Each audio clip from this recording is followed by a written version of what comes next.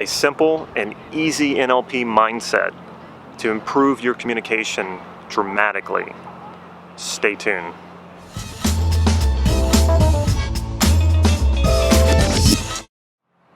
Damon Cart here from NLP Gym on another gorgeous day in Santa Cruz, California. How to use NLP to communicate more effectively. If you haven't already, please click subscribe to this YouTube channel so you can get these videos on a regular basis. We have presuppositions in NLP. There are several of them. I'm not going to go through all of them right now. They're easy to look up. You learn them typically in your practitioner training. Unfortunately, a lot of people don't go back and go over them or reread them or really attempt to embody them. One wonderful mindset that you can use to improve your communication dramatically is, this is the presupposition, the meaning of a communication is the response that it gets. And you can think about that not just for yourself, but you can think about it if you're in marketing, if you're in sales, if you're in negotiating, if you're in anything where communication is really, really important, and there's almost nothing that you can be involved in that communication is not important. So think about that, and take that on for yourself. And this is an incredible amount of responsibility to take on for yourself, and that's what makes this so effective.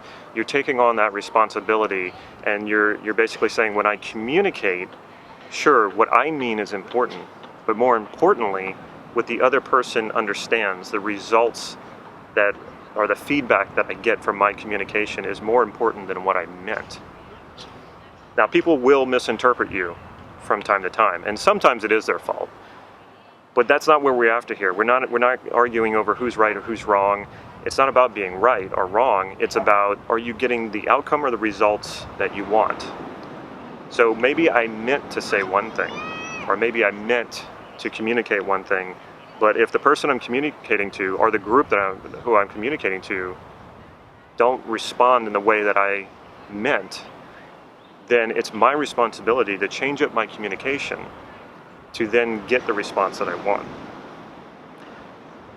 I see artists do this a lot when I was in film school and also when I was doing a lot of writing. If the audience didn't get our movie or the audience didn't get the story that we wrote, we would often clam up and say, oh, well, it was their fault, they didn't get it, they're not smart enough, or we'd make whatever excuse. But that's complete bullshit. If you're communicating to an audience or you're communicating to a person and they're not understanding what you're talking about, instead of getting this thing caught up in your ego about they're not smart enough to get it or they don't understand you or whatever, that's irrelevant. You're not getting what you want out of this. So change up your communication and keep changing it until they respond in the way that you want them to respond, until you get the outcome or the results that you're looking for. It doesn't help you or the other person to make them, in your mind, seem like they're not smart enough or they just don't get it. That's not going to help anything. That's where communication breaks down and there is no communicating. Now, there are occasions when people are just not going to get what you say. There are occasions where people have already made a judgment about you even before you delivered the communication. In those cases, you just have to let those go. That's about them. And sometimes people will misinterpret you, and it's not your fault. And that's, again, going back to, this is not about fault. This is not about blame. This is about responsibility. There's a big difference between blame and responsibility. So it's about taking responsibility for your communication. And when you open this door, you will instantly become a better communicator, because it won't be about right or wrong. It won't be about a principle. It'll be about whether or not you're getting the result you want. And there's another presupposition that basically states, if you're not getting the result that you want, do something different. Do anything different.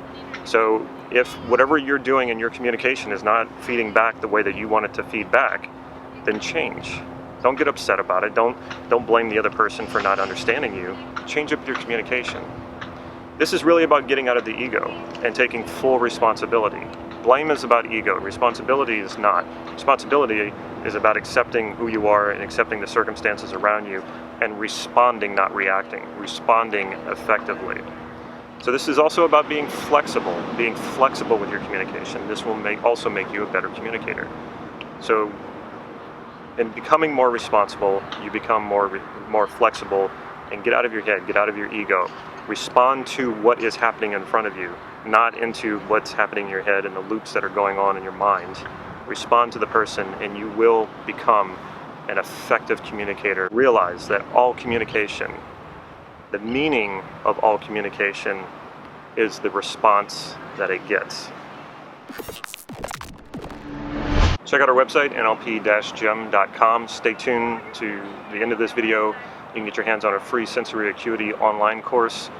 You'll get it instantly, and sensory acuity is basically the first and last skill to learn in NLP, and you can improve it over a lifetime. It's an ongoing thing.